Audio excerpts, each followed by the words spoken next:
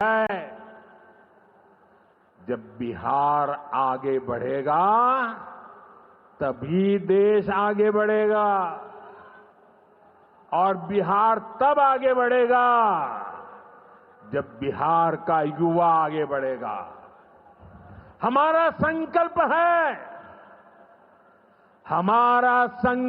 है समृद्ध बिहार, हर युवा को रोजगार, बिहार के नौजवानों को बिहार में ही रोजगार के ज्यादा से ज्यादा मौके मिले, इसके लिए बीते वर्षों में यहां तेजी से काम हुआ है। नीतीश जी की सरकार ने यहां लाखों युवाओं को पूरी पारदर्शिता के साथ सरकार में नियुक्ति भी दी है।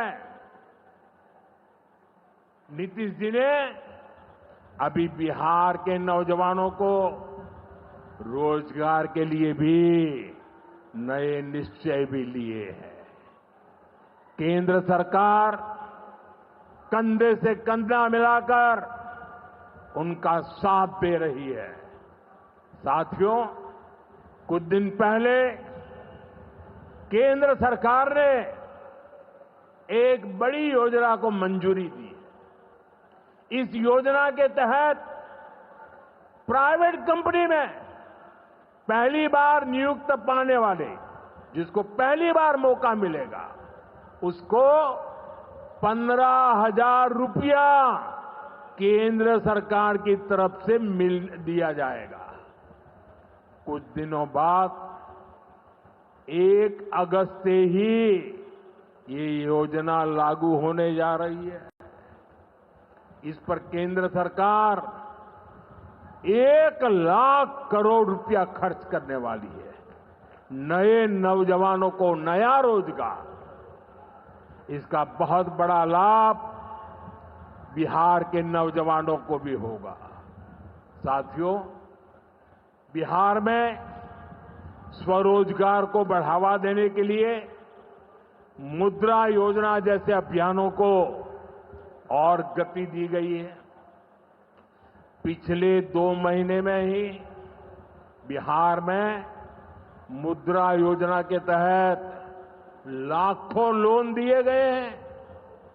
यहां चंपारण के भी 60,000 युवाओं को स्वरोजगार के लिए मुद्रा लोन मिला है। साथियों, आरजेडी के वो लोग आपको कभी रोजगार नहीं दे सकते। जो लोग रोजगार देने के नाम पर आपकी जमीनें अपने नाम लिखवा लेते हैं, आप याद रखिए, एक और लालटेन का दौर वाला बिहार था, एक और ये नई उम्मीदों की रोशनी वाला बिहार है। ये सफर बिहार ने एनडीए के साथ चलकर पूरा किया है। इसलिए बिहार का संकल्प अटल, बिहार का संकल्प अटल, एनडीए के साथ हर पल, एनडीए के साथ हर पल। साथियों, बीते वर्षों में जिस तरह बिहार में नक्सलवाद पर प्रहार हुआ है, उसका भी बहुत बड़ा लाभ बिहार के युवाओं को मिला है। चंपारण, औरंगाबाद, गयाजी, जमुई जैसे जिलों को वर्षों तक पीछे रखने वाला माओवाद आज अंतिम सांसें गिन रहा है। जिन इलाकों पर माओवाद का काला साया था, आज वहां के नौजवान बड़े सपने देख रहे हैं। हमारा संकल्प है कि हम भारत को नक्सलवाद से पूरी तरह मुक्त करके रहेंगे। साथियों, ये नया भारत है। अब भारत मां भारती के दुश्मनों को सजा देने के लिए जमीन आसमान एक कर देता है। बिहार की इसी धरती से मैंने ऑपरेशन सिंदूर का संकल्प लिया था और आज उसकी सफलता पूरी दुनिया देख रही है। साथियों, बिहार के पास न सामर्थ्य की कमी है और न ही संसाधन की। आज बिहार के संसाधन बिहार की प्रगति का माध्यम बन रहे हैं। आप देखिए, एनडीए सरकार के प्रयासों के बाद से ही मखाना की कीमतें कितनी बढ़ी हैं, क्योंकि हमने यहां के मखाना किसानों को बड़े बाजार से जोड़ा। हम मखाना बोर्ड का गठन कर रहे हैं। यहां केला, लीची, मरचा चावल, कटारनी चावल, जर्दालू आम, मगही पान, अभी ऐसे कितने ही उत्पाद और हैं जो बिहार के किसानों को, बिहार के युवाओं को दुनिया भर के मार्केट से जोड़ेंगे।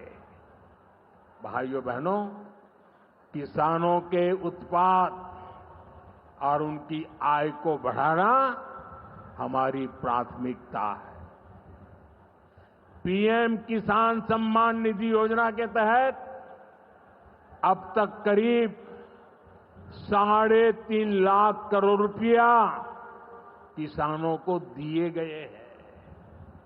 यहां अकेले मोतीहारी में ही 5 लाख से ज्यादा किसानों को 1,500 करोड़ रुपए से ज्यादा मिले हैं। साथियों, न हम नारों तक अटकते हैं, न हम वादों तक सिमटते हैं, हम तो काम करके दिखाते हैं। जब हम कहते हैं कि हम पिछड़ों, अति पिछड़ों के लिए निरंतर काम कर रहे हैं, तो ये हमारी नीतियों में भी, निर्णयों में भी नजर आता है। एनडीए सरकार का तो मिशन ही है हर पिछड़े को प्राथमिकता, हर पिछड़े को प्राथमिकता, चाहे पिछड़ा क्षेत्र हो या पिछड़ा वर्ग हो, हमारी सरकार की वो पहली प्राथमिकता है। दशकों तक हमारे देश में 110 से ज्यादा जिलों को पिछड़ा कहकर छोड़ दिया गया था। वो जाने, उनका नसीब जाने, ये हाल कर दिया था। हमने इन जिलों को प्राथमिकता दी। पिछड़े जिले के बजाय उन्हें आकांक्षी जिला बनाकर इनका विकास किया, यानी पिछड़े को प्राथमिकता। हमारे देश के सीमावर्ती गांवों को भी आखिरी गांव कहकर छोड़ दिया गया था। हमने इन आखिरी कहे जाने वाले गांवों को, वहां के विकास को प्राथमिकता दी और हमने नाम ही, व्याख्या ही बदल दी। वो आखिरी नहीं, वो देश का पहला गांव है, यानी पिछड़े को प्राथमिकता। दशकों तक हमारा ओबीसी समाज ओबीसी कमीशन को संवैधानिक दर्जा दिए जाने की मांग कर रहा था। ये काम भी हमारी ही सरकार ने किया। हमारे आदिवासी समाज में भी जो सबसे पिछड़े थे, सरकार ने उनके लिए जनमन योजना शुरू की। अब इनके विकास के लिए 25,000 करोड़ रुपए खर्च किए जा रहे हैं। इसलिए मैं कहता हूं, जो पिछड़ा है वो हमारी प्राथमिकता है। अब इसी भावना से एक और बहुत बड़ी योजना शुरू की जा रही है। 2 दिन पहले ही केंद्रीय मंत्रिमंडल ने प्रधानमंत्री धन धान्य कृषि योजना को मंजूरी दी है।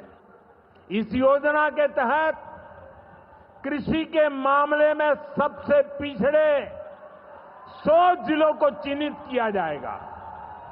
ये ऐसे जिले होंगे जहां खेती से जुड़ी संभावनाएं तो भरपूर है, लेकिन पैदावार और किसानों की आय के मामले में ये जिले अभी भी पीछे हैं। इन जिलों के किसानों को इस योजना के तहत प्राथमिकता देकर मदद दी जाएगी। यानी पिछड़े को प्राथमिकता। इसका सीधा लाभ देश के करीब 2.25 करोड़ किसानों को होगा और इसमें बहुत बड़ी संख्या मेरे बिहार के किसान भाई बहनों के रहने वाली है। साथियों, आज यहां रेल और सड़क से जुड़ी हजारों करोड़ रुपए की परियोजनाओं का उद्घाटन और शिलान्यास हुआ है। इन परियोजनाओं से बिहार के लोगों को बहुत सुविधा हो जाएगी। देश के अलग अलग रूट पर अमृत भारत एक्सप्रेस को हरी झंडी दिखाई गई है। मोतिहारी बापू धाम से दिल्ली आनंद विहार तक भी अब सीधे अमृत भारत एक्सप्रेस चलेगी। मोतिहारी रेलवे स्टेशन भी अब नए रूप में नई सुविधाओं के साथ तैयार हो रहा है। दरभंगा नरकटियागंज रेल लाइन का दोहरीकरण होने से यह रूट पर यात्रियों को बहुत सुविधा हो जाएगी।